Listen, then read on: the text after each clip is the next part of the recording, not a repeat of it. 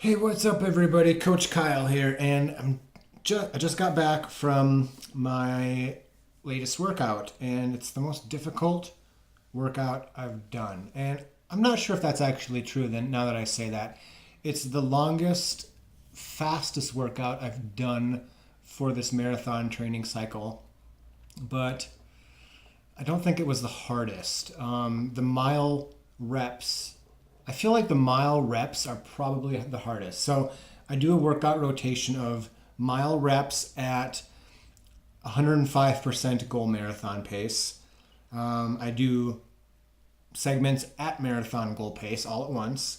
And then I do a little bit longer at 95% goal pace. So, and then let's see, 12, 13, 2 mile, easy, two. So today, for example, this was definitely the longest workout I've done. It was 12 miles at a 7:04 pace. So 12 miles at, goal was 7:10. So a little faster than than the goal pace for this workout. It was about 15 seconds off marathon goal pace. And definitely the longest workout I've done thus far. But that 7:04 pace isn't hard. It's effortful. It's crisp at times. It's moderate, but I wouldn't say it's hard. However, the mile reps at 6:30 pace, 20 seconds faster than goal pace, probably the first half of them aren't hard, but the second half are probably pretty effortful, and then I would say you could probably say they're hard. They're not even half marathon pace, so it's hard to say they're hard, but they're quite effortful is is how I would put it. But the 12 today wasn't. It was good. It was very. It was. This is a big motivational boost. Being able to run almost a half marathon, almost at goal marathon pace, by myself, and it didn't feel hard, is very encouraging. So today, that's what I did. Wednesday, 3 days ago, I did 9 at a little faster than goal marathon pace, and then last Thursday, I did 6 times 1 mile at 6:27 pace. So that's 7 seconds off half marathon pace. So that's probably the hardest workout I've done, probably. So training is going well. I was hoping to do a half marathon next month, April, at goal marathon pace. I'd love to do one or two halves at goal marathon pace before signing up for the marathon. However, by the looks of it, I'm probably just going to end up running a half marathon at goal marathon pace, just solo by myself. I'm doing about one workout every 3 weeks on average, and about three 16 to 20 milers every 3 weeks on average. These workouts are not easy. 6 times 1 at faster than goal pace, 12 at a slightly bit slower than goal pace. They require a lot of recovery and regeneration and adaptation time. So I'm doing harder and longer workouts than I've ever done. I'm running more miles than I've ever done. And the workouts are really spread out. So I did a workout on Thursday, on Wednesday, and on Saturday. So I'm not going to do another hard run for a week or two. I'm going to run long. I'm going to get some good long runs in next week, but I'm not going to run hard at all. So I'm giving my body plenty of time and opportunity to regenerate and adapt. So coming up, the goals, the wins are going to be 9-minute pace. So that's where that regeneration comes in, that time on my feet, those 3+ hour runs. So yeah, it's going super well. I've got my protein shake. It's protein, got casein, I have whey and pea protein in here.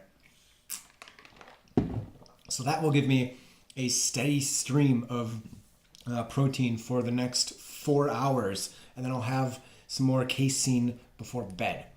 So one thing I wanted to talk about is the importance of not going all out. And today I was running, feeling well, and the prescription was 12 miles at 7:10 pace. So that's 12 miles at slightly slower than goal marathon pace. And you know, the temptation is there to run a little farther or a little harder, but you don't want to leave you don't want to leave your best workouts and your best runs, out on the bike path. Just because I didn't go 10 out of 10, I went 9 out of 10, effort-wise and distance-wise. That doesn't mean I'm benefiting less from the workout than if I were to go 10 out of 10, effort-wise and or distance-wise. So going 12 at a 7:04 pace gives me the same benefit as going 12 at a 6:50 pace if I would have really hammered it. Or it's giving me the same benefit, the same the same benefit as if I would have gone 13.1 at 7-minute pace. If I would have really hammered the last mile and a half, 2 miles, I probably could have gone, sub 7 for 13.1 miles. And that would have been really cool, but it would have left me more fatigued, probably more injury susceptible. It would have taken me more recovery time. So if I were to have gone farther and or harder today, next week would have been impacted. And next week is a big volume week for me. So I'm hoping for at least 2 20-milers next week. I'm hoping for 90 to 100 miles next week. And if I were to have gone best effort today, next week would have suffered. So that's the thing you have to consider when you're doing your workouts is they should be hard. They should be effortful, stimulating.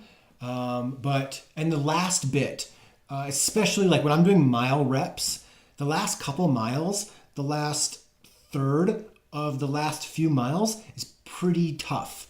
But overall, in the macro view of the workout, I'm not running hard for very long during the workout. And that's very important to remember, is that not doing that doesn't mean you don't benefit from the workout. You're receiving less stimulus from the workout, but because you went 9 out of 10 instead of 10 out of 10, the next week of your life, of your running life, is going to benefit from that. Recovery-wise, adaptation-wise, training-wise, energy level-wise. You're going to be better. So take that into consideration and be very mindful that you almost never have to go 10 out of 10.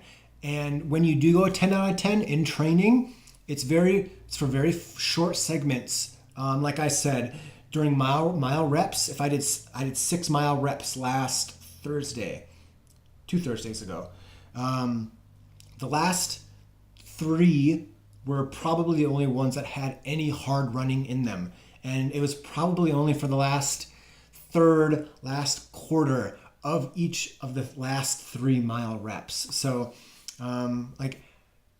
at the most 1 mile total of the 6 total was hard. But that means I was able to run well for up until now. And I hit 2 great workouts after those mile reps. Whereas if I were to have gone at 6:20 pace or 6:15 pace for the average all of the workout instead of 6:27 pace, who knows? I might have gotten hurt. I might have not run as well this week. And the ego tries to get you to run farther. The ego tries to get you to run faster. But the ego should never dictate your training. Your coach should. Or if you're like me, you're self-coached. You have to use your conscience.